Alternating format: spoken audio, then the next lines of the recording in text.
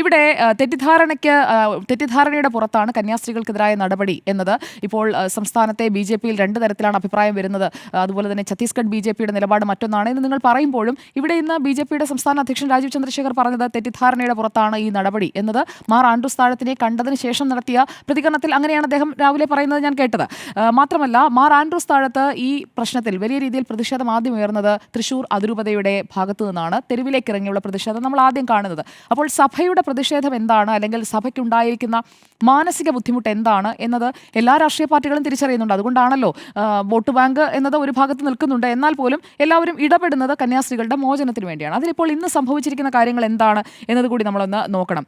ഇന്ന് NIA കോടതിയിലേക്ക് വരുമ്പോൾ അമിത്ഷാ കഴിഞ്ഞ ദിവസം നടത്തിയ സംഭാഷണത്തിൽ പറഞ്ഞെന്താണ്, NIA കോടതിയിലേക്ക് ഈ കേസ് പോകേണ്ട സാഹചര്യം എന്താണ് എന്നതാണ്. കാരണം NIAക്ക് വിടേണ്ട സാഹചര്യമില്ല എന്നത് മനസ്സിലാക്കിക്കൊണ്ടാണ് പറയുന്നത്. മാത്രമല്ല ഹൈക്കോടതിയിൽ ജാമ്യാപേക്ഷ നൽകും, അല്ലെങ്കിൽ ഹൈക്കോടതിയിലേക്ക് മൂവ് ചെയ്യും എന്നതാണ് ഇന്ന് രാവിലെ വരെ നമ്മളെല്ലാം പ്രതീക്ഷിച്ചിരുന്നത്. പക്ഷേ NIA കോടതിയിലേക്ക് പോകാൻ സെഷൻസ് കോടതിയിൽ നിന്ന് പറഞ്ഞു. അതുകൊണ്ട് NIA കോടതിയിലേക്ക് ഈ ജാമ്യാപേക്ഷയുമായി പോകാൻ കന്യാസ്ത്രീകളുടെ അഭിഭാഷകൻ തീരുമാനിക്കുകയായിരുന്നു. അല്ലെങ്കിൽ അങ്ങനെ ഒരു നിയമോപദേശമാണ് അവർക്ക് കിട്ടിയത്.